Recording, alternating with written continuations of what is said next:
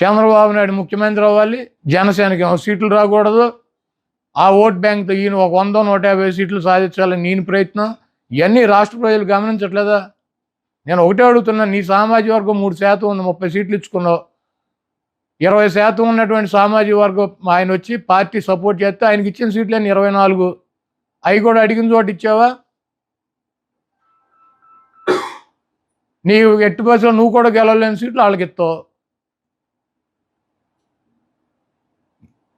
వెన్నుపోటుకి brand అంబాసిడర్లు ఇద్దరు కూడా పవన్ కళ్యాణ్ గారికి కుడి వెడమ ఆయన్ని పట్టుకొని ఆయనతో నడిపిస్తున్నారు. ఇది పూర్తిగా సీటుల్లో వెన్నుపోటు.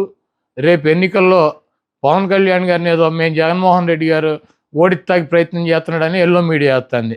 భీమవరంలో ఓడిస్తాకి, అక్కడక్కడ పిఠాపురంలో ఓడిస్తాకి. మేమెట్టా ఓడిస్తాం?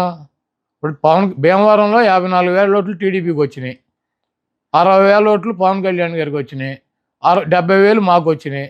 మా 70 మాకు ఉంటాయి. ఆ 60ని 54 కలిస్తే మేమెట్ట ఓడిస్తాం? పక్కగా పవన్ కళ్యాణ్ ఓడించే తెలుగుదేశం పార్టీ.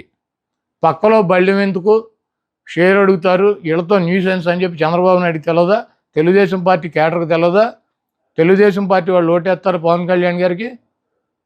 పక్కా రాసి పెట్టుకోండి, పవన్ కళ్యాణ్ని ఓడించేది వైఎస్ఆర్సీపీ కాదు, తెలుగుదేశం పార్టీ శ్రేణులు, చంద్రబాబు నాయుడు, లోకేష్ ఆధ్వర్యంలో పవన్ కళ్యాణ్ని వాళ్ళే ఓడిస్తారు. వాళ్ళే అక్కడ వైసీపీకి ఓటు వేస్తారు. కాబట్టి మేము పవన్ కళ్యాణ్ని ఓడించాలనో, చంద్రబాబును ఓడించాలనో, లోకేష్ను ఓడించాలనో, లేకపోతే పలానా వ్యక్తిని ఓడించాలని చెప్పి వైఎస్ఆర్ కాంగ్రెస్ పార్టీకి టార్గెట్లు ఉండవు. 175 నియోజకవర్గాల్లో వైఎస్ఆర్ కాంగ్రెస్ పార్టీ అభ్యర్థులను గెలిపించుకోవటానికి మేము శక్తి వంచన లేకుండా మేము కృషి చేస్తాం, పని చేస్తాం. మా అభ్యర్థులు గెలవటానికి మా వైఎస్ఆర్ కాంగ్రెస్ పార్టీ, జగన్మోహన్ రెడ్డి గారు, మా శ్రేణులు పనిచేస్తాయి. ఎవరిని ఓడించాలి, ఎవరికి వెన్నుపోటు పడవాలి, ఎవరిని నాశనం చేయాలి, ఎవరిని సంకనాకించాలి, ఈ కార్యక్రమం అంతా చంద్రబాబు, లోకేష్ చూసుకుంటారు. వాళ్ళకి కావాల్సినటువంటి సహాయ సహకారాలు వెన్నుపోటు 1, ఈయన వెన్నుపోటు 2. 1కు అప్పచెప్పారు. 1 వెనకాల ఉండే మొత్తం కూడా కార్యక్రమాన్ని పూర్తి చేస్తారు. డెఫినెట్గా జనసేన అభిమానులకు కానీ, పవన్ కళ్యాణ్ గారికి కానీ ఒకటే చెప్తున్నా, బూతులు ఎలా వైఎస్ఆర్ కాంగ్రెస్ పార్టీకి మెజార్టీ వచ్చినాయి, పవన్ కళ్యాణ్ కానీ ఆయన అభ్యర్థులు కానీ ఏ రకంగా డిఫీట్ అయ్యారో రేపు రాబోయే రోజుల్లో ఎన్నికలు అయిపోయినాక వాళ్ళే స్పష్టంగా తెలుసుకుంటారు.